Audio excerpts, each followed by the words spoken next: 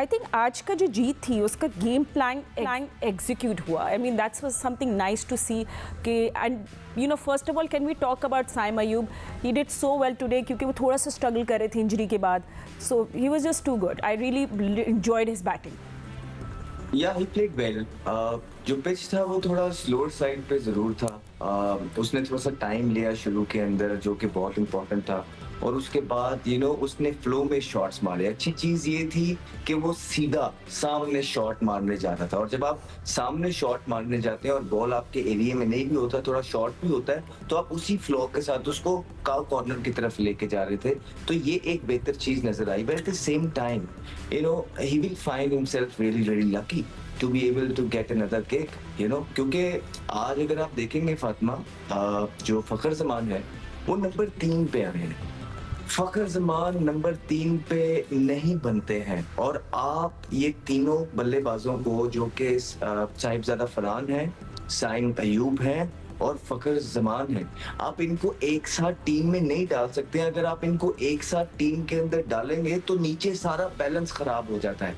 आप देखें उसके बाद जो है ना, आप हारिस को उठा के 8वें नंबर पे ले गए हैं. आपकी जगह थी हारिस की नंबर 3 पे, और क्योंकि वो विकेट कीपर है उसने खेलना ही खेलना है, और एशिया कप जो है सर पे है. तो आप अभी भी एक्सपेरिमेंट कर रहे हैं. इनको पहले भी मशवरा दिया था कि ये 3 ओपनर्स में से 2 को खिलाएंगे और उसके बाद जो है ना एक के साथ बाहर काम करते रहेंगे, लेकिन इन्होंने ऐसा नहीं किया.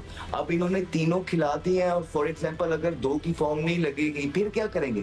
फिर चारों तरफ से आवाजें होंगी किसको रिप्लेस करेंगे, किसको लेके आएंगे.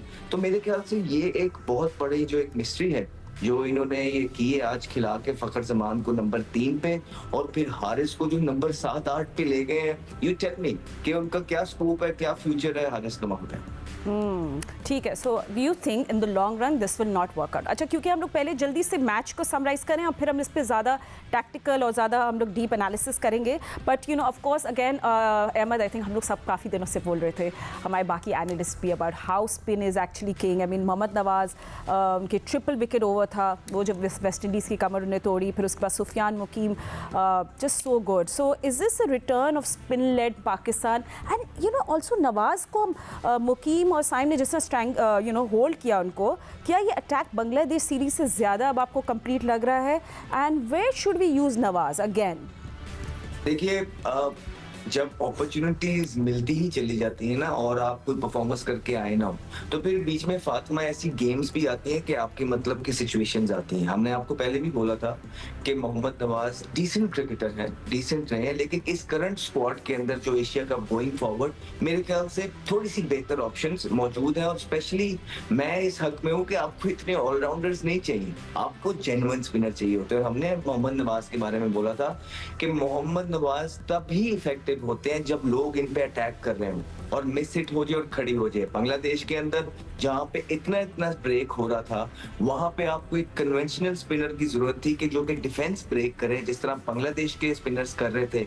वो करने में नाकाम रहे, और आज जब बैट्समैन उनको चारहाना अंदाज में खेलने जा रहे थे तो मिस हिट्स हुई और आउट हो गए. वो नॉर्मली इसी तरह आउट करते हैं, लेकिन जो एक खुशी की बात थी वो ये थी कि सुफियान मुकीम, जिसकी सब बात कर रहे थे, इवन सिकंदर करते रहते हैं, राशिद भाई जो है उसकी बात कर रहे थे, आज जब उनको आपने गिग दिया, अपॉर्चुनिटी दी है, उन्होंने आपको टैलेंट शो किया है. उन्होंने एक वो समझ ही नहीं आ रहे थे, पिच से रीड करने की कोशिश कर रहे थे वेस्ट इंडियन बैटर्स जो है सुफियान को, जो कि बड़ा मुश्किल हो जाता है.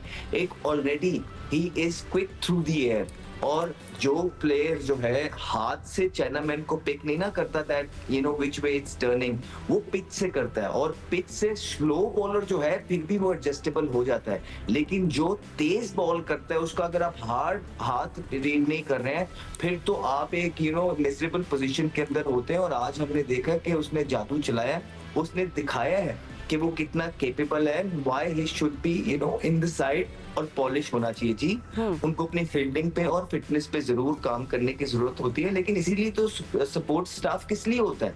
वो यही चीजें पॉलिश करने के लिए होता है ना। आप पास में देखें, जिसका छोटा छोटा सा कोई प्रॉब्लम निकलता है उसको आप उठा के बाहर कर देते हैं, रादर देन उस पे साथ काम किया जाए। काम नहीं कोई करना चाहता, उठा के बाहर।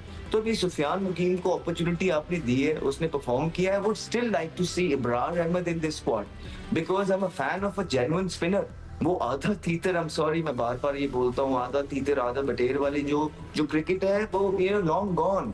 और अगर तो कोई आपके पास जडेजा जैसा ऑलराउंडर पड़ा है जो इतना कंसिस्टेंट है, जो बैट्समैन भी पूरा है, बॉलर भी पूरा है, फिर तो आप उसको लेके आइए, अपॉर्चुनिटी दीजिए। लेकिन अगर आपके पास आधा तीतर आधा बटेर है, so you rather go with a specialist batter और अ स्पेशलिस्ट बॉलर, बिकॉज आप रिजल्ट भी तो देखें ना। रिजल्ट शो करते हैं पिछले 6-7 साल से आप जब के ऑलराउंडर्स के पीछे पड़े में रिजल्ट आपके सामने, आप तो क्वालिफाई भी नहीं कर पाते हैं। तो मेरे ख्याल से Hesson somehow missing a trick again. Nawaz जो है टीम के अंदर मौजूद है, मेरे ख्याल से शादाब के फिट होने का जो है इंतजार किया जा रहा है। और आप देखेंगे कि शादाब जब फिट होंगे, हेसन क्योंकि इस्लामाबाद यूनाइटेड से उनका ताल्लुक है, वो उनको टीम के अंदर लेके आएंगे।